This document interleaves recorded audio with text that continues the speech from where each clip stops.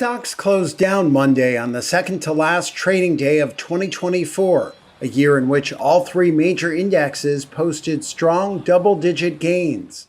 The Dow finished about 1% lower, while the S&P 500 and Nasdaq did slightly worse.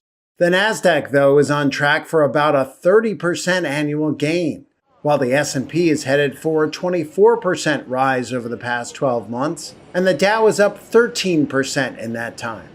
Abound Financial Chief Investment Officer David Lott attributes today's action to typical end-of-the-year activity, along with a deterioration in stocks that began a few weeks ago. You're going to get some rotation happening this time of year. People just automatically selling the winners and buying the losers as they rebalance. So you see some of those tech companies, kind of large cap growth in general, selling off a bit. Seeing even last week saw small cap actually do a little bit better on some of those days. So overall, I don't think that there's a ton to see there. Yes, we're used to seeing green this time of year, but ultimately I think we're losing a little bit of momentum going into 2025, and that's what you're seeing take place. Stocks on the move included Boeing, which fell 2% after South Korea's acting president ordered an emergency safety inspection of its entire airline operation, following the crash of a Boeing jet in the country's deadliest air accident in its history. And American Airlines added 1.5% after broker Raymond James upgraded its rating on the shares to outperform from market perform, citing an improved revenue outlook at the carrier. The Tokyo Stock Exchange celebrated a record 2024 in a closing ceremony on Monday. Japan's Nikkei has risen nearly 20% this year. It's underpinned by a weaker yen and the Japanese central bank's low-rate policy. In 2023, it gained 28%. Within the broader index rise, though, there's been some turbulence for individual stocks. On Monday, Nissan slipped 5.73% to become the biggest percentage loser.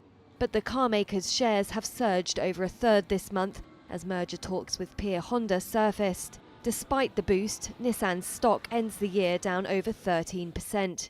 Lasertech, which makes inspection equipment used in chip making, fell 59% this year, while Fujikura, which makes wire cabling for data centers, grew sixfold.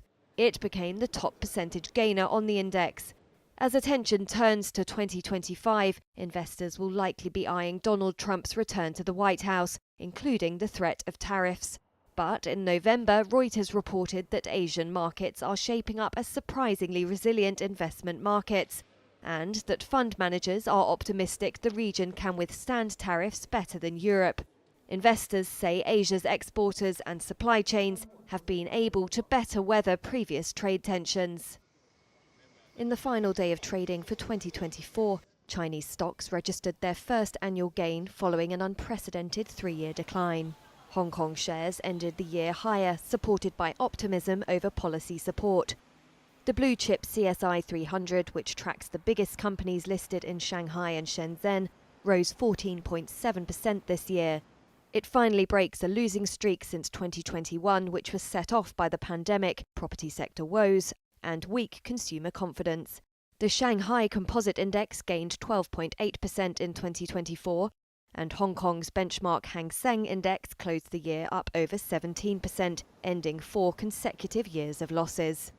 With an advance of over a third, banking stocks led the onshore market gains this year. The 4 largest state banks reached multi-year highs. And the chip sector surged nearly 54% as domestic investors boosted holdings in local semiconductor makers amid tightening US chip restrictions.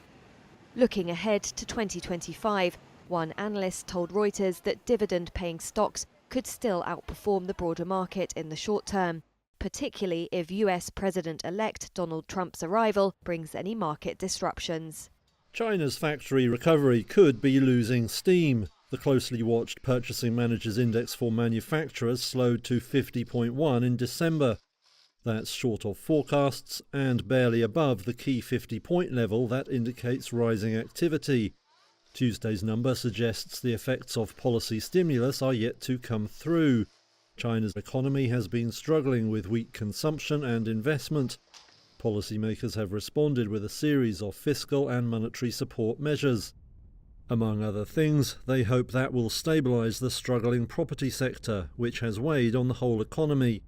Around 70% of household wealth is bound up in real estate, making a recovery there critical to consumer confidence. But a new risk now hangs over China's economy in the shape of Donald Trump. The US president-elect has vowed to impose sweeping new tariffs on the country's exports.